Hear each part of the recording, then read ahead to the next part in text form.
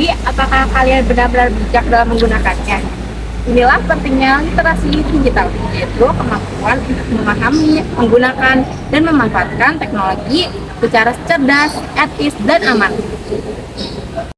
Literasi digital memiliki 4 pilar utama. Yang pertama adalah digital ethics, yaitu sikap bijak dalam menggunakan aplikasi baik secara aturan ataupun norma. Yang kedua adalah digital skill, yaitu kemampuan bijak dalam menggunakan perangkat internet dan juga aplikasi untuk belajar, bekerja, dan juga berkomunikasi. Yang ketiga adalah digital safety, yaitu kemampuan untuk menjaga perangkat, menghindari penipuan, dan menjaga data pribadi. Yang keempat adalah budaya digital, yaitu kemampuan bijak dalam menggunakan teknologi budaya baik secara positif. Manfaat literasi digital. Dengan literasi digital, kita bisa memanfaatkan teknologi untuk hal positif, memudahkan belajar dan bekerja, membangun koneksi global, mendukung kreativitas dan inovasi. Menjadi warga digital yang cerdas dan bertanggung jawab. Selain itu, literasi kita juga melatih kita untuk lebih bijak, aman, dan bertanggung jawab dalam menggunakan teknologi. Contoh literasi digital. 1. Di masyarakat. Menggunakan media sosial untuk promosi. Menggunakan media sosial untuk mempromosikan produk atau layanan. 2. Di sekolah. Mengirim tugas sekolah melalui email.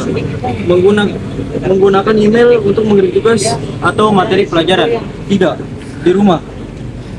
Mencari informasi. Menggunakan mesin pencari seperti Google untuk mencari informasi tentang berbagai hal, misalnya resep makanan, tutorial, atau berita.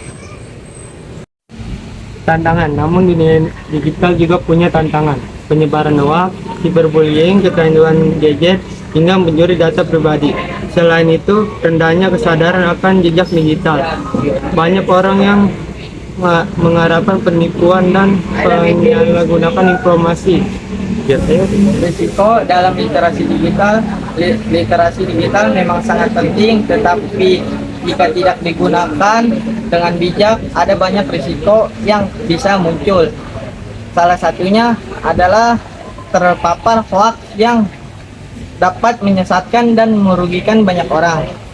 Etika bermedia sosial jadi ruang utama kita dalam berinteraksi. Karena itu, etika sangat penting. Jangan asal berkomentar dan jangan mudah terpancing emosi, dan selalu pikiran berdampak sebelum membagikan sesuatu. Tips praktis literasi digital. Yang pertama itu, kita ada beberapa tips. Yang pertama adalah verifikasi berita sebelum membagikannya. Yang kedua adalah atur waktu layar agar tidak kecanduan. Yang ketiga adalah gunakan teknologi untuk hal-hal yang produktif. Bayangkan jika seorang siswa yang asal percaya pada berita palsu lalu menyebarkannya, akibatnya banyak teman yang tertipu. Tapi ketika dia belajar literasi digital, ia bisa membedakan sumber yang valid dan menghindari sesuatu yang hoax. Hak dan kewajiban digital. Yang pertama itu, sebagai warga digital, kita punya hak sekaligus kewajiban.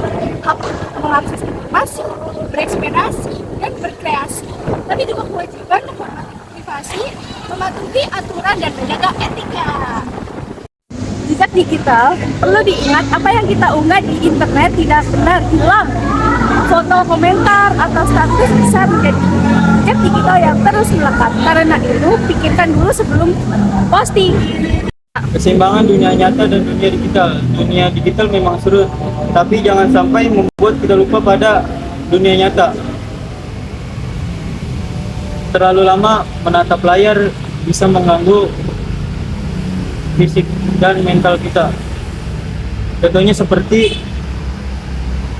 mata lelah, tidur terganggu, hingga kecanduan media sosial.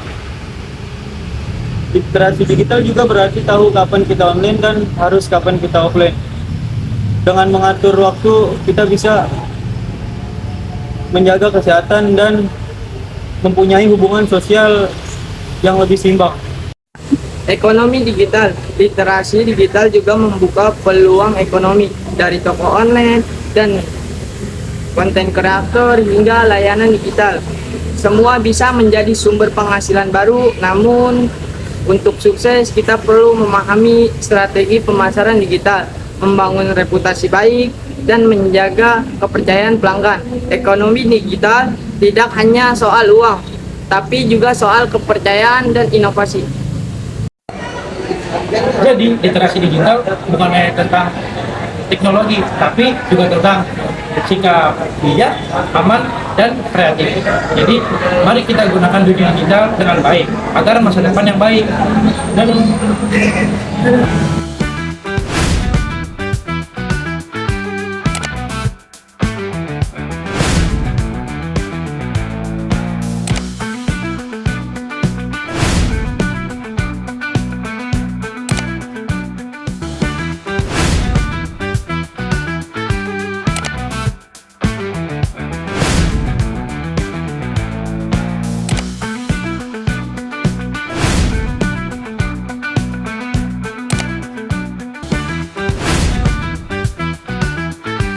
Behind the Scene.